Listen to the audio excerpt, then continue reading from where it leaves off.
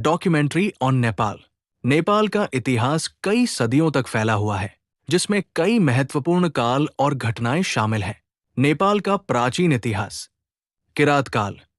नेपाल का सबसे पहला ज्ञात इतिहास किरात राजवंश से संबंधित है, जिसका उल्लेख महाभारत और अन्य हिंदू ग्रंथों में मिलता है। किरात लोग मुख्य रूप से हिमालयी क्षेत्रों में रहते थे और माना जाता है कि उन्होंने कई सदियों तक इस क्षेत्र पर शासन किया।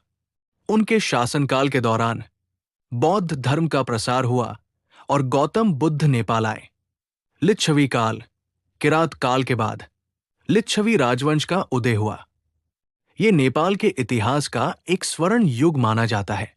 इस दौरान कला, संस्कृति और वास्तुकला का बहुत विकास हुआ।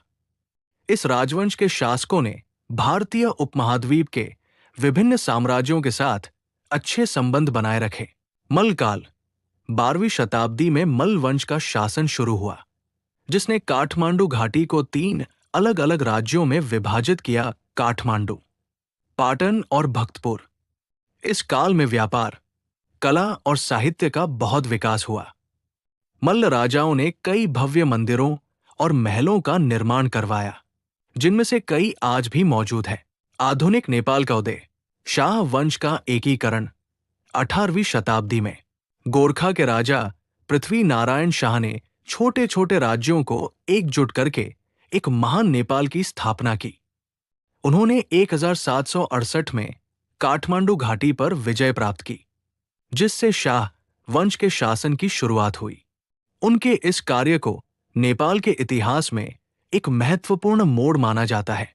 राणा शासन।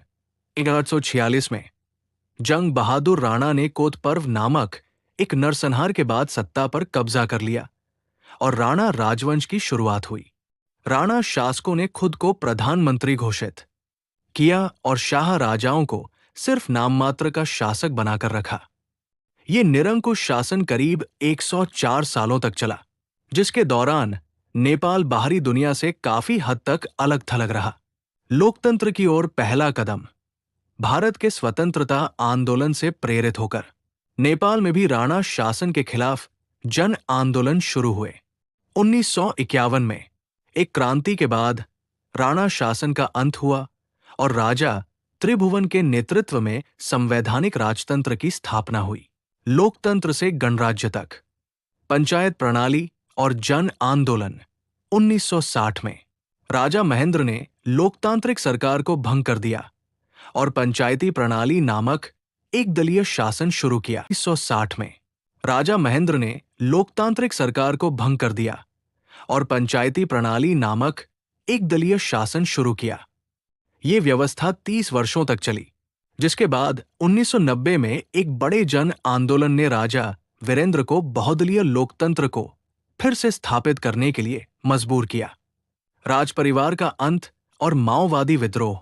2001 में नेपाल में एक दिल दहला देने वाली घटना हुई, जिसमें राजा बीरेंद्र और उनके परिवार के कई सदस्यों की हत्या कर दी गई। इसके बाद राजा ज्ञानेंद्र सत्ता में आए। इस बीच माओवादी विद्रोह ने देश में अस्थिरता बढ़ा दी।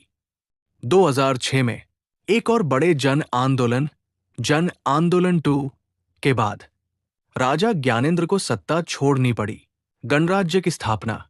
मई 2008 में नेपाल को एक संघीय लोकतांत्रिक गणराज्य घोषित किया गया और 240 साल पुरानी राजशाही का अंत हुआ। 2015 में नेपाल ने अपना नया संविधान अपनाया, जिससे देश में संघीयता और धर्मनिरपेक्षता को स्थापित किया गया। डॉक्यूमेंट्री अभी जारी है।